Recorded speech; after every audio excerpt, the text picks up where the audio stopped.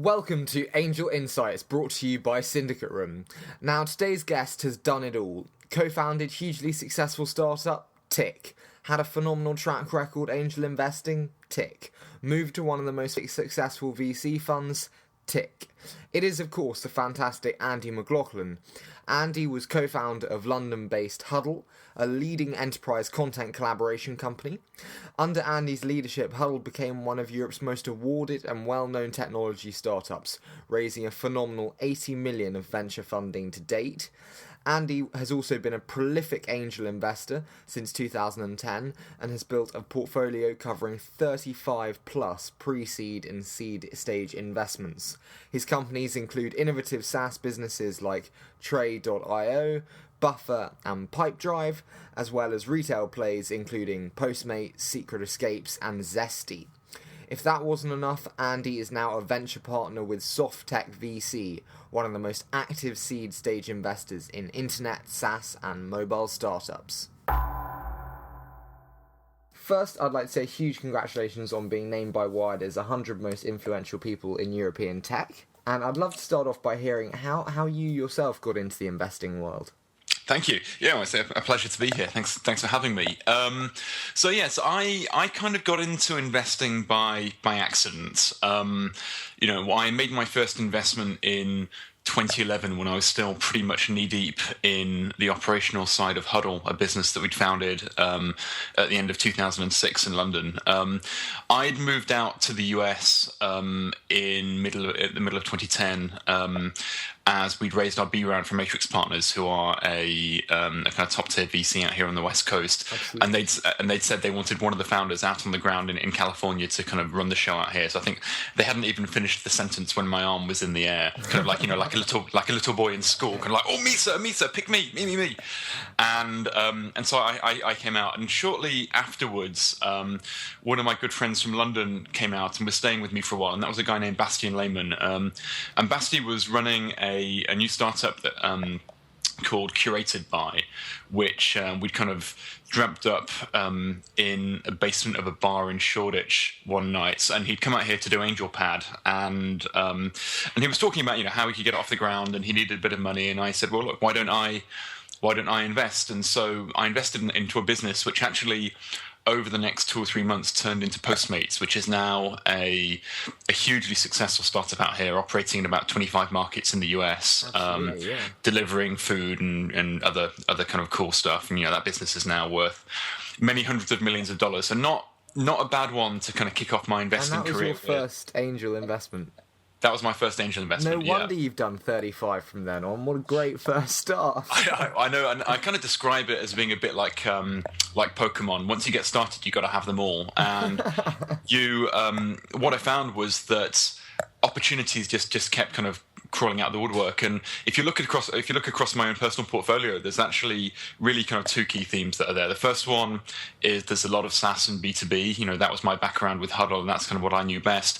But then on the other axis, there's a lot of British and European either founders or companies. And having been out in the valley for some time, by kind of 2012, 2013, when it really began to tick up, I was often one of the first people that people would call when they were coming out here to talk about moving out, joining an accelerator, fundraising. And so I kind of feel like I got to see the pick of a lot of European and British companies that were coming out. And so I was able to invest in a bunch of really incredible founders. And why do you believe Europe has the capacity to produce these truly incredible entrepreneurs? Do you think there's anything different now? I mean, we see a lot of VCs and angels from the US entering European tech markets, and also UK and European entrepreneurs moving out to the Valley and to America.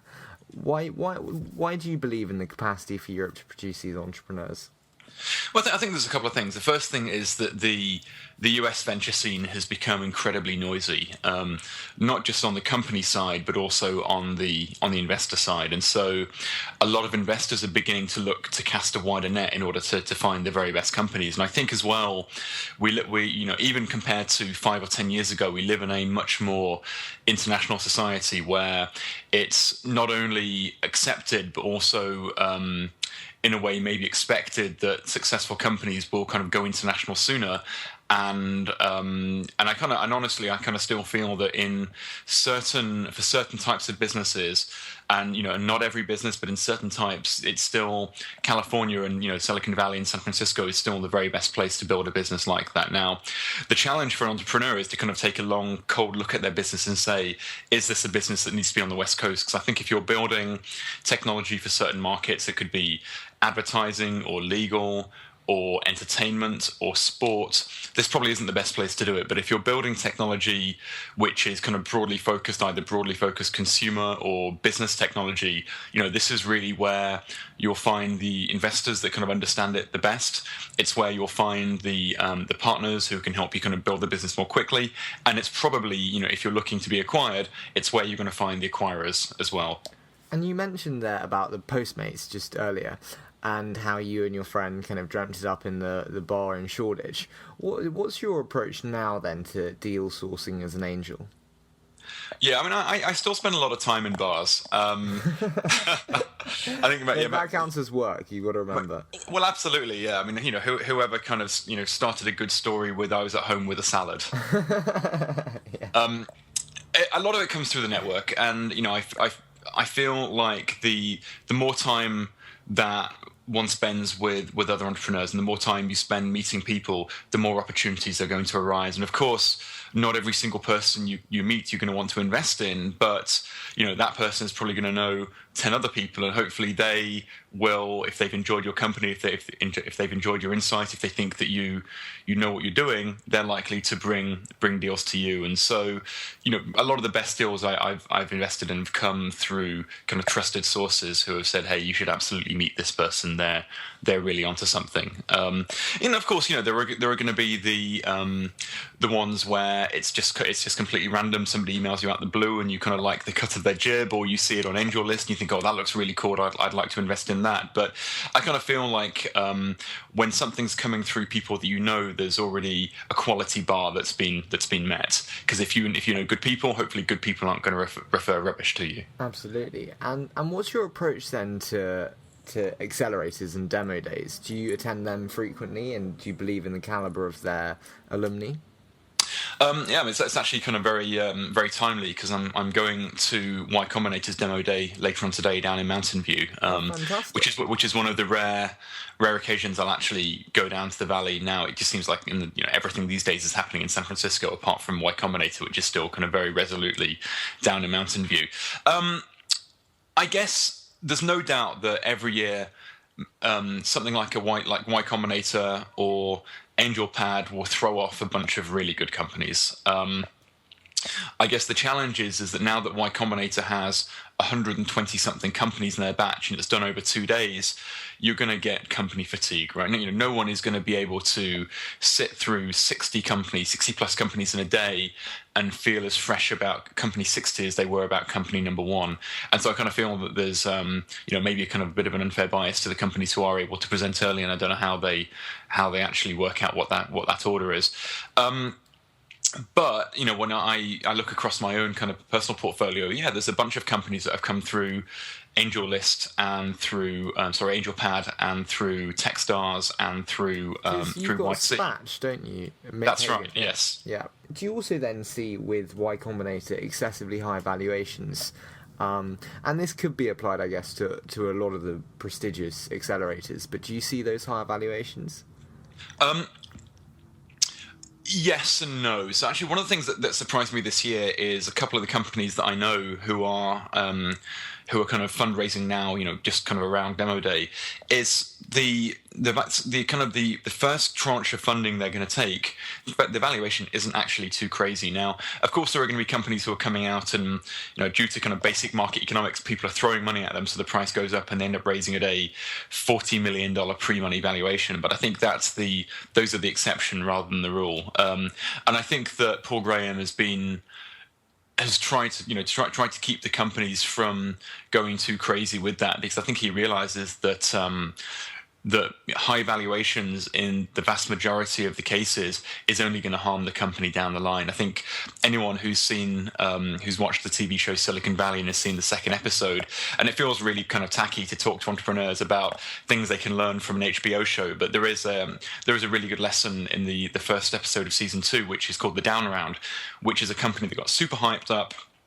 They took a big party round, it pushed the valuation up, and then of course they weren't able to show the progress necessary in order to raise on a big bump after at the next round, and so they ended up raising actually on a down round, which is massively dilutive and pretty toxic for everybody involved, apart from the investors. And so it's there is always a huge I think a huge attraction in going out and saying, hey, we raised $10 million on a $50 million pre. But, I think a lot of the very best and smartest entrepreneurs realize that when they're doing their first fundraiser, in fact, any fundraise, the thing they should be optimizing for is really the quality of the investor and the amount raised, not the kind of post-money valuation. And by amount raised, I'm a genuine believer that the amount raised can be both too small, which means that you end up going out and raising again really soon, and that can actually be too high as well. And too high can almost be worse because it means you flood the company with money, and if the company isn't careful, it can start getting kind of spendy, and its burn can increase. And before they know it, you've got businesses which had at one point $40 million in the bank, but because the unit economics are absolutely screwed, no one would want to fund them going forward, and they just shut down. And you mentioned with the Y Combinator, 60 startups in a day. How do you plan to kind of find the wood through the trees? Is there any tactics you use to hone in on and see the metrics which are important? So the first thing they do is that they're breaking the companies down into different themes. And so, I think in the same way as when you're an entrepreneur, you have to be very focused about the markets you're going after and kind of know your customers. I kind of feel it's the same way with the entrepreneur. I'm going to enjoy seeing every single company, but there's going to be a few key themes, which is probably going to be B2B SaaS developer tools, which I'm going to be particularly interested in focusing on. Those are the things that I'm going to really dig in on. And I think and bear in mind, each company speaks for 3 minutes, so you don't have a huge amount of information to absorb. But what I'm going to be looking for are firstly, does it look like a quality team? Is this a team that I think will compel people to pay for what they're building? Do they compel me to want to learn more about what they're doing? Secondly, does the product look great? And I think we're in an age now where, great product is basically table stakes. And if it doesn't look great, then you kind of have to worry about execution in other parts of the business. And then the third thing is, are they building something which I guess either I would want to use personally, I think I'm a pretty normal person in terms of my tastes and interests. Is it something that I would use and I would spend money on? Is it something I would buy for other people? And on the B2B side, is it something that would have made my life when we were building Huddle much easier? So is it a platform that would have helped our teams communicate better? Is it a platform that would have helped us communicate better with our customers? Or is it some kind of developer tool that would have helped us build software even faster and help just kind of get more out the door by focusing on what we wanted to build rather than building the infrastructure that sits underneath it? So those are kind of really the three things that I'm particularly interested in. But I'm sure there will be things that I see which really don't fall into the kind of buckets that I generally invest in, that I'm just going to fall in love and we'll talk about them as a partnership, and who knows, we might even write some checks this week. And it's interesting to say that you focus then, particularly at YC, on the SaaS and B2B orientated startups. But in your portfolio, you do have consumer-facing apps like Secret Escapes and Fit Gurus. So how important do you think portfolio diversity is? And have you always taken this approach? I think that diversity is great, but I think that focus is better. And what I mean by that is, I think that when, as an investor, and I think this is probably more relevant on the venture side rather than on the angel side, but in order to be really valuable to the companies, and let's not forget that the very best companies are going to be able to pick and choose the money, where the money comes from, and pick and choose their investors. I kind of feel like you need to show that you're able to go deep on a particular area and provide a lot of value in that area. And so for me, that's always been, how can I help B2B and SaaS companies really grow their revenues, help with marketing, help with hiring and strategy, talk about pricing. And the more companies you deal with, obviously, the more experience you're going to be, and hopefully, the better your advice will be. But I think that shouldn't stop you jumping on a deal that you think looks great, and when it's come through someone that you really trust. So when I kind of look across the portfolio of kind of B2C type products like Calm and Secret Escapes and Postmates and Zesty and Thread, these are all basically, they kind of fall into that kind of other piece, the other bucket, which is terrific entrepreneurs that have been referred by someone who I kind of like implicitly trust. And all of these companies, in fact, they kind of, despite me being a SaaS guy, I'd say that probably the kind of 2 or 3 best performing businesses right now are actually in the B2C space. And I think that having the ability to understand different markets, and I think also having the opportunity to invest in them is really exciting. I think that there'll be lots of people who do massively well by focusing on just one area, and for me inside SoftTech, I will be focusing on one. But as an angel, I always really enjoyed having the diversity. I think it just gives you kind of more interesting stuff to talk about as well. And what side of the fence do you sit on in terms of people or product? Which one is the priority for you? I don't think it's either or. One of the things I loved about joining SoftTech was Jeff Clavier, who is the managing partner, he's had on the back of his business cards for many years now what he calls the 3 S's rule, which is that he's looking for a smart-ass team building a kick-ass product in a big-ass market. And really those are the 3 things that we're looking for. And I think that they're not of equal importance. I would say that you're probably looking for team first, market second, and product third, but you kind of have to have all 3. And does that vary when you're angel investing? Do you look for a smaller market? Not look for a smaller market, but do you accept a smaller market? I don't think so. I think you're probably willing to accept a less mature product. I think in any market, it's unlikely there's going to be just one company building product there, and so you need to be sure that the market's big enough to sustain multiple reasonable sized businesses. I think as an angel, you don't worry about returns in quite the same way, but when you've got still a finite amount of money to invest, and you've got a bunch of deals you're looking at, are you going to look at the one that has the great team building a nice product in a relatively small market, or are you going to look for the great team building the great product in a huge market? I mean, kind of common sense says it's going to be the latter. No brainer. And in recent years, we've seen a much greater prominence of like group investing or syndicate style investing. What are your thoughts on this? I mean, do you like to group invest personally? Yeah, so in fact, I think, did you interview Phil Wilkinson recently? Yeah, we did have Phil Wilkinson on. And so Phil alluded to a group of investors who... he did. He was very discreet.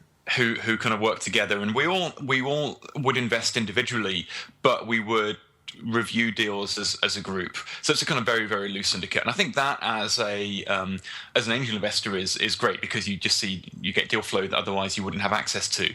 I think on the kind of more formalized syndicate, that's really fun. And I kind of I ran a couple of syndicates on AngelList, Spatch being one, which is a kind of social network and dating site for lesbian and bisexual women, as a second one. And I kind of treated those almost as kind of training wheels for moving to VC, because when you're generally joining a deal as an angel, you sit behind somebody else, you take their terms, you just sign the paperwork, and you can hope that you've made a good bet. When you're running a syndicate, though, it's much more like actually leading a VC deal, because you might get to set the price, you might get to negotiate with the founder, but also you're definitely kind of bringing a bunch of people along on the journey, so you're selling them on why this is a good deal. And I guess I'd kind of informally been doing that with a bunch of the investments I'd made anyway, but this kind of allowed you to formalize it, and also I guess, be rewarded in the upside. So with the syndicate, you set the terms. You might say that, I'm going to invest X, and the syndicate is going to be worth £250,000 or $250,000, and I will take 15% of the upside of anything that the syndicate makes. And for people joining the syndicate, it means they can join with small amounts of money. It means they don't have to have any connection to the founder. It means that they basically trust you to be responsible for the money, and for you, you get rewarded on any upside, which is really nice. And would you say you approach syndicate and group investments with more caution? You do a lot more DD on the company itself because you're concerned about bringing a potentially bad egg to the group? Absolutely. Yeah, absolutely. I think that, when you're investing your own money, it's your own money, and the only person that you'd have to be upset with is yourself. I think that when you're managing other people's money, there is a level of diligence which is probably a shade deeper than you would do otherwise.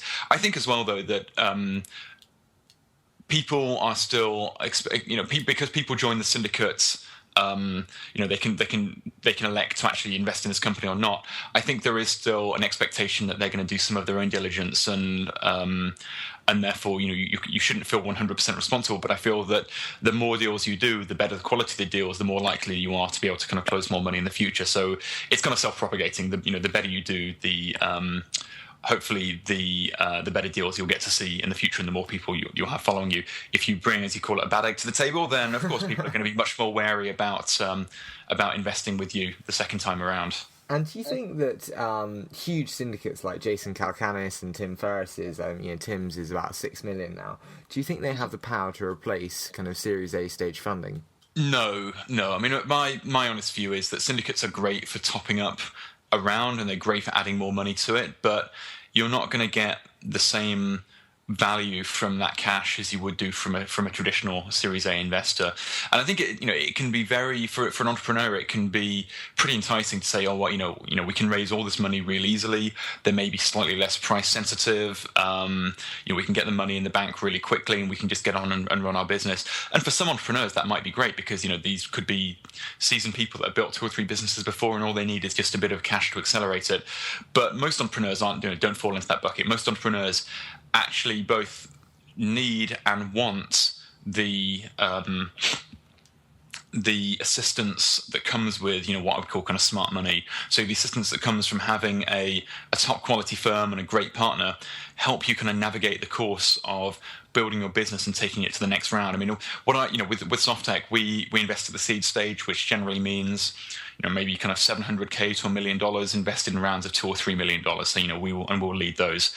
And our job really, as I see it, is to help the companies not screw up and make stupid mistakes over the first 18 months of their lifetime, help them grow like crazy, help them with hiring, help them with strategy. But first and foremost is to help them get to raise a killer Series A round from a really top-notch VC. And you're not going to get that kind of support from a syndicate. And I'm rather worried about asking this next question, having heard of the portfolio companies that you have. But I would love to delve into a potential, if there is one, war story from investing, and maybe what went wrong and how your approach has altered from this learning experience. So early on, I made a couple of bets, and luckily they were just small bets on superb technologists who were building really clever tech, but hadn't really thought about the market, weren't really sure about how they would commercialize it. And I guess what I realized was there's a big difference between a clever technology project and a company, and you kind of always want to invest in companies, because businesses who don't have a route to monetization and businesses who are really just kind of building tech with the hope of potentially being acquired generally don't get acquired. It can happen, but it's kind of pretty few and far between.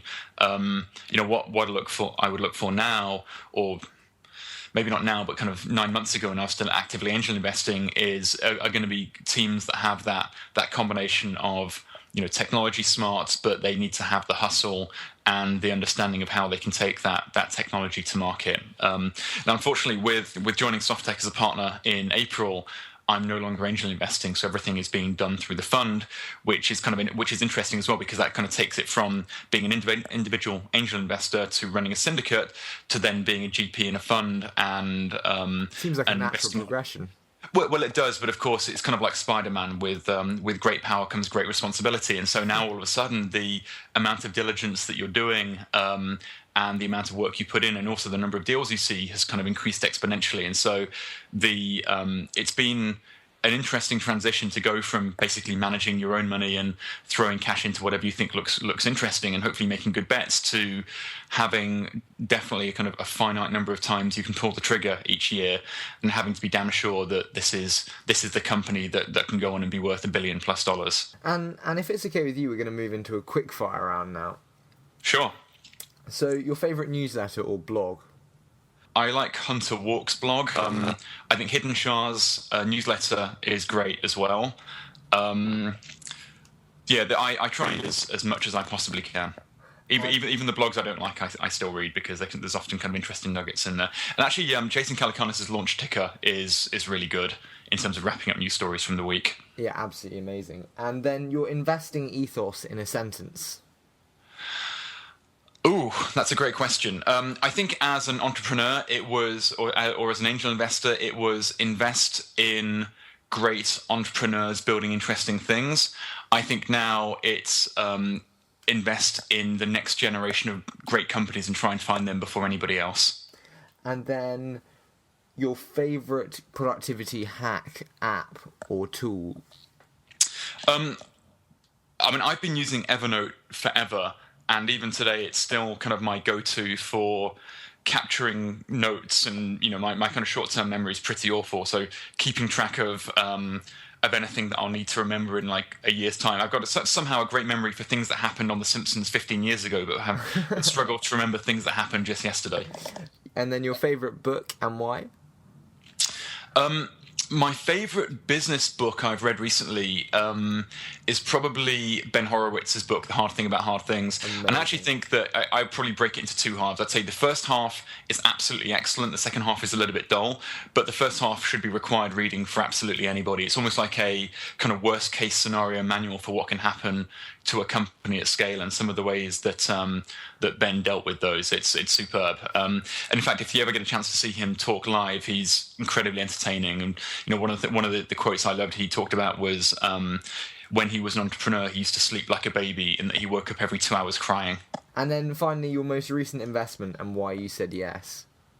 So the most recent investment I made through SoftTech is a company called LaunchDarkly, which kind of fits into the bucket of tools that would help software companies build software better and faster.